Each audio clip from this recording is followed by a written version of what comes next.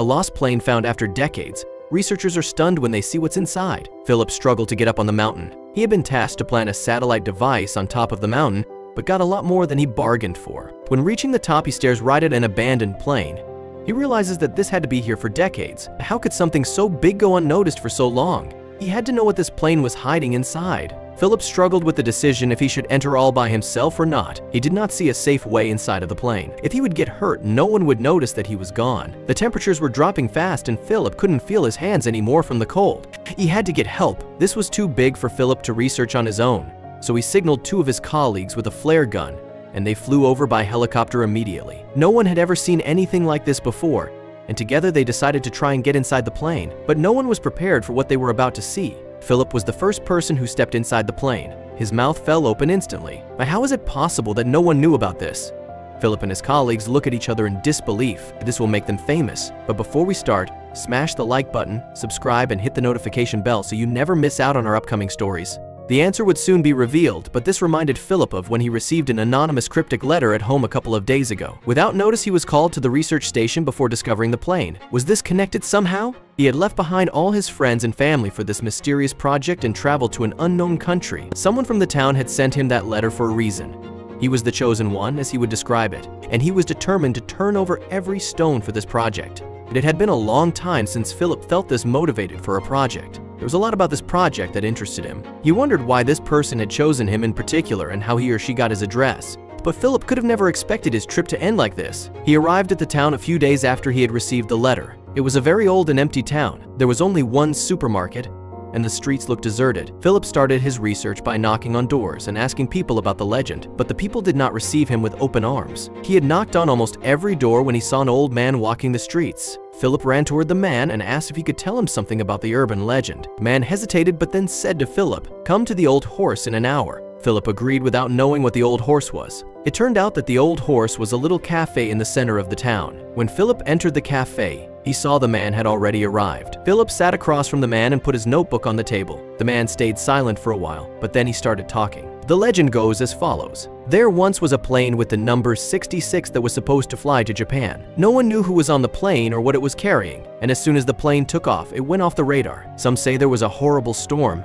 but scientists debunked that theory. To this day, no one knows what happened to that plane. Philip looks at the man in disbelief. The man in turn looked at him stoically. He wanted to ask more questions, but the man got up and walked out of the cafe. The only thing that Philip could do now, he went on his own search. But first, he had to figure out what route the plane could have flown and followed that route. But how does he figure this out? Then suddenly, he gets an idea.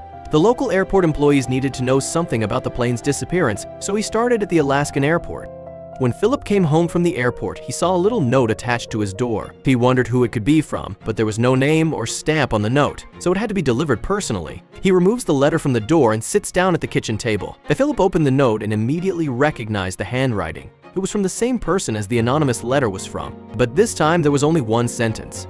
Philip reread the sentence 3 times so that he could fully absorb it. Go to the right side of town and walk along the mountain path. Find Theo.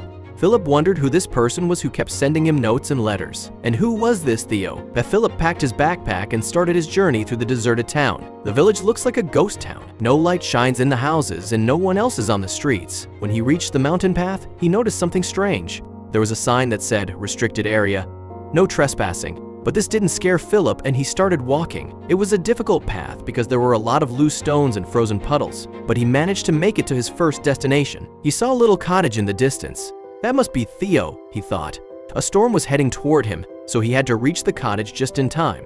He banged on the door as the wind started to pick up. He had to figure out a way to get inside, or he would never be able to continue his search tomorrow. Then something unexpected happens. Then the door flipped open, and Philip stood alive face to face with a silhouette of a little man. "Theo?" he asked, and the man stepped aside. He didn't say a word to Philip, which was strange. It felt like he was expecting him. The man pointed to a bed, but there was something else. On top of the bed was another note. Philip felt like he was on a scavenger hunt. If this person knew where the plane was, why didn't they go to it themselves? The note contained coordinates. Philip is fortunately good at reading coordinates, so he knows roughly which way to go. Philip knew the plane had to be where the coordinates led him, so the following day he continued his search optimistically, but he would have never seen this coming. Philip walked and walked until his legs started to get sore. He was almost at the top of the mountain and there was still no sign of the plane anywhere. Could this person be playing with him? But then he sees something he can't explain. Philip looks to his left and sees something sticking out of another mountain. It doesn't look like something out of nature. He squints his eyes and suddenly recognizes a wing.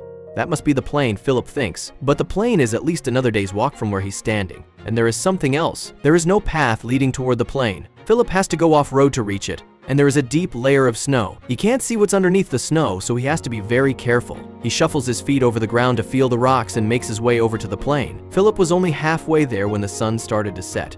He had a little flat spot of ground in sight where he could set up his tent, but he had to reach it quickly. He made it just in time and set up his tent, but the wind started to pick up. Philip got in his sleeping bag and tried to stay warm, but it wasn't so easy. He woke up the next morning with frozen hands and ice picks in his beard. Luckily for him, the sun was shining, so he stood outside for a little bit to warm up. But when he was a bit warmer, he put everything away and continued his journey. He was so close now. When Philip finally reached the plane, he couldn't believe his eyes. It was almost entirely buried under the snow except for the one wing he saw. So he mapped where the plane was and journeyed back to Theo's cabin. There he would call for backup. Philip called two of his best friends, who were also researchers, Lincoln and Greg. They had no idea that Philip was all the way in Alaska, but didn't doubt him when he asked them to come too. They knew there had to be something extraordinary for Philip to fly over there, but they never expected it to be this. Lincoln and Greg arrived 3 days later, and they all set up their things in Theo's cabin. It was the closest place to the plane with internet and power for their equipment. Philip led the way toward the plane, and his friends followed him blindly. They were stunned when they saw what Philip was doing there. They spent the first few days digging the plane out of the snow.